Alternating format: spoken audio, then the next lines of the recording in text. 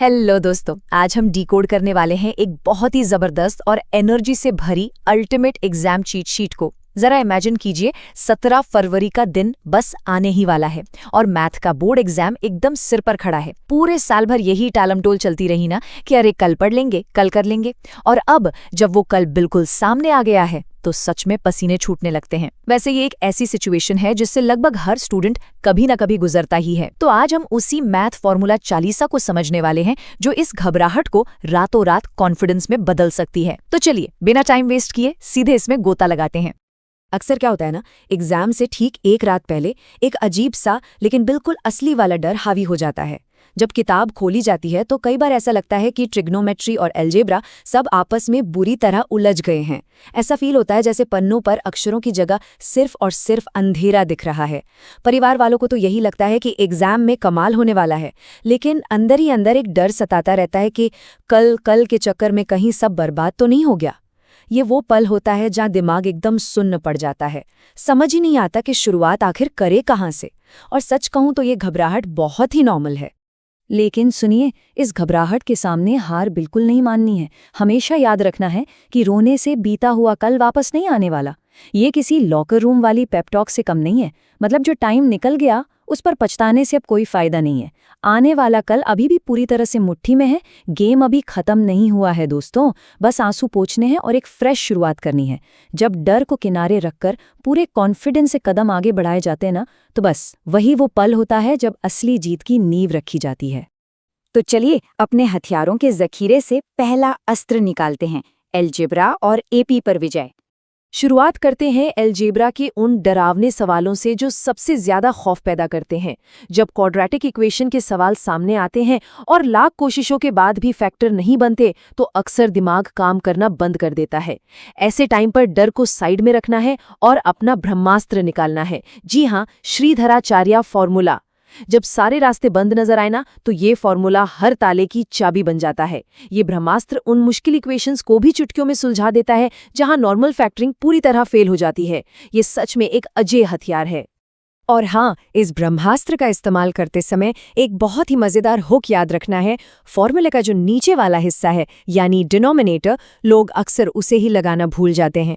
लेकिन बस इस एक लाइन को दिमाग में फिट कर लेना है, सबके नीचे 2a प्यारे।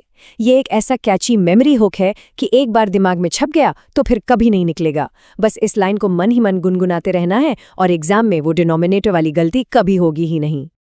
बिल्कुल इसी तरह जब एपी यानी अर्थमेटिक प्रोग्रेशन की बात आती है तो उसे कोई बोरिंग सा मैथ का फॉर्मूला समझने के बजाय एक सीढ़ी की तरह इमेजिन करना है।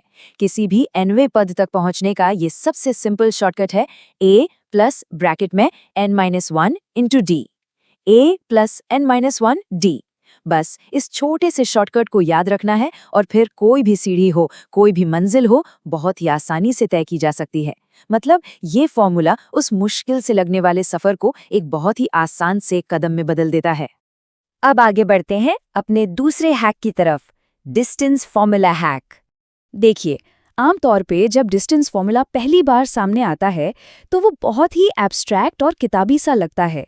लेकिन क्या हो अगर इसे ऐसे सोचा जाए कि ये असल में दो दोस्तों के बीच की दूरी मापने का तरीका है। x और y के इस उलझे हुए जाल को जब दो इंसानों के बीच की दूरी से जोड़कर देखा जाता है ना, तो ये तुरंत समझ में आने लगता है। गणित का ये इतना कॉम्प्लेक्स रूल एक ऐसी कहानी में बदल जाता है जिससे हम सब बहुत आसानी से रिलेट कर सकते हैं। लेकिन ध्यान रहे, इस फॉर्मूले का इस्तेमाल करते वक्त एक सबसे बड़ी गलती होती है जिसे लगभग हर कोई करता है, और वो है अंडर रूट यानी स्क्वायर रूट का साइन लगाना भूल जाना। इसलिए इस वार्निंग को हमेशा अपने दिमाग में रखना है, रूट मत भूलना मेरे शेर। ये एक ऐसा एनर्जेटिक और पावरफुल नारा है जो एग्जाम के भारी दबाव में भी उस जरूरी स्क्वायर रूट को याद रखने में बहुत मदद करेगा। ये छोटी सी याद दिलाने वाली ट्रिक ना पूरे के पूरे नंबर बचा सकती है।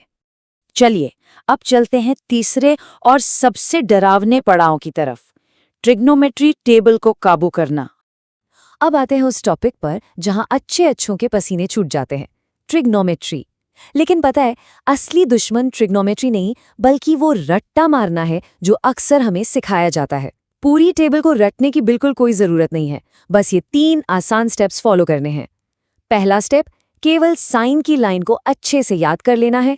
दूसरा स्टेप, कॉज की लाइन के लिए बस गाड़ी को उल्टा घुमा देना है, यानी साइन वाले नंबर्स को पीछे से आगे की तरफ लिख देना है। और तीसरा स्टेप, टैन निकालने के लिए बस साइन को कॉज से डिवाइड कर देना है। सीरियसली, ये किसी जादू से कम नहीं है। सिर्फ एक लाइन याद करने से पूरी की पूरी टेबल अपने आप रेडी हो जाती है।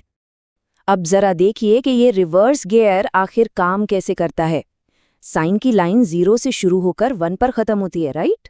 और ठीक उसके नीचे कॉस की लाइन 1 से शुरू होकर 0 पर खत्म होती है। मतलब जो साइन का 90 डिग्री है, बिल्कुल वही कॉस का 0 डिग्री है। ये टेबल साफ साफ दिखाती है कि बिना कोई रट्टा मारे सिर्फ एक सिंपल से पैटर्न को समझकर पूरे नंबर कैसे हासिल किए जा सकते हैं। एकदम स्मार्ट वर्क। और ट्रिग्नोमेट्री को पूरी तरह से अपनी मुट्ठी में करने के लिए इस अल्टीमेट मैजिक रूल को हमेशा अपने जहन में रखना है। Sine square theta plus cos square theta equal to 1। ये वो बेसिक आइडेंटिटी है जिस पर ट्रिग्नोमेट्री के अनगिनत सवाल टिके होते हैं। इसे बस एक जादुई नियम की तरह याद रखने से बड़े बड़े और खतरनाक दिखने वाले इक्वेशंस भी पल भर में सॉल्व हो जाते हैं। ये रूल सच में इस पूरे सेक्शन को आपस में बड़ी खूबसूरती से जोड़ देता है। इसके बाद नंबर 4 पर है हमारी मेंसुरेशन मेमोरी ट्रिक्स। 3D आकृतियों यानी मेंसुरेशन की दुनिया में वॉल्यूम के फॉर्मूले अक्सर दिमाग में मिक्स हो जाते हैं, है ना? तो चलिए एक फैमिली वाली एनालॉजी से इसे एकदम आसान बना देते हैं। बेलन यानी सिलेंडर को हम एक बेस मान लेते हैं जिसका फॉर्मूला है πr²h। अब शंकु यानी कोन को उसका छोटा भाई मान लेते हैं। ये छोटा भाई अपने बड़े भाई का ठीक 1/3 हिस्सा है, इसलिए शंकु का फॉर्मूला बन जाता है 1/3 πr²h। इस फैमिली वाले रिश्ते को दिमाग में बिठा लेने के बाद ये 1/3 वाला डिफरेंस कभी नहीं भूलने वाला। चलिए अब इस फैमिली ट्री को थोड़ा और बड़ा करते हैं। अगर शंकु वो छोटा भाई है जो 1/3 है, तो गोला यानी स्फीयर को इस परिवार का पिता मान लिया जाए। और पिता का फॉर्मूला क्या है? 4/3 πr³। तो जब शंकु के 1/3 का कंपैरिजन गोले के 4/3 से किया जाता है ना, तो ये पूरा का पूरा पैटर्न हमेशा के लिए मेमोरी में लॉक हो जाता है।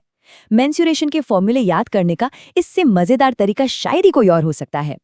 और फाइनली नंबर 5, अंतिम विजय। तो दोस्तों, अब तक दिमाग में जो भी धुंध या कंफ्यूजन था ना, वो पूरी तरह से छन चुका है। सारे हथियार, सारे फॉर्मूले और सारे गजब के शॉर्टकट्स अब तर्कश में आ चुके हैं।